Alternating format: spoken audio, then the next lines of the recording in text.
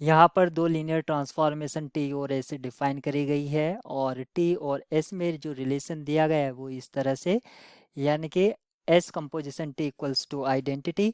Identity transformation जो होता है वो बाइजेक्टिव होती है, इसलिए टी जो होगा आपका 1 1 होगा और एस आपका ऑन टू होगा।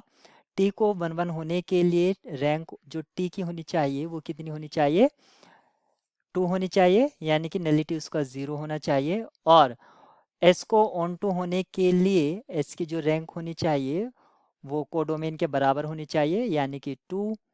और नलिटी, क्योंकि हमें ऑन टू करना है, ठीक है, एस की रैंक 2 होना चाहिए और रैंक नलिटी थ्योरम से हम कह सकते हैं इसकी नलिटी 1 होगी। लेकिन हमें तो ये बताना है कि ऐसी कितनी एस लीनियर ट्रांसफॉर्मेशन एग्जिस्ट कर सकती हैं जो गिवन हाइपोथेसिस को सेटिस्फाई करती है।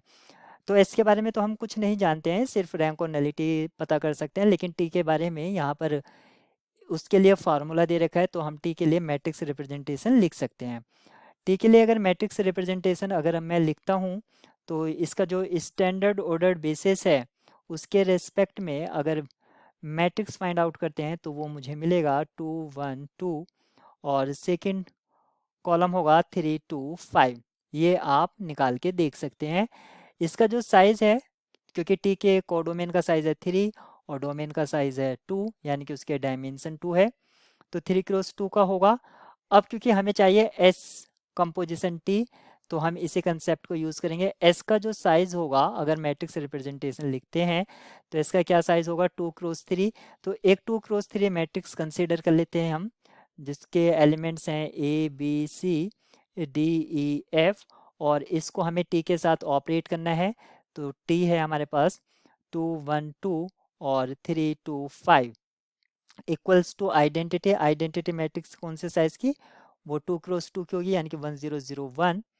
अगर इसको सिंप्लीफाइड करते हैं तो हमें एक सेट ऑफ इक्वेशन मिल जाएगा, यानी कि 2a plus B plus 2c equals to 1, फिर 3a plus 2b plus 5c equals to 0।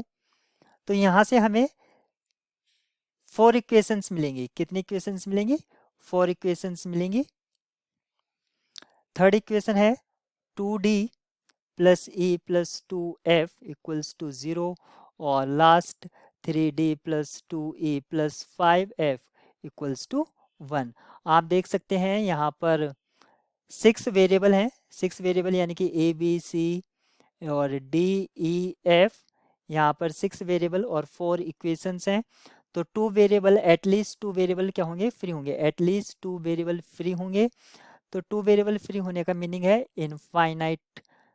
ठीक है, ऑप्शन डी क्या होगा, infinitely many linear transformation exist करेंगी।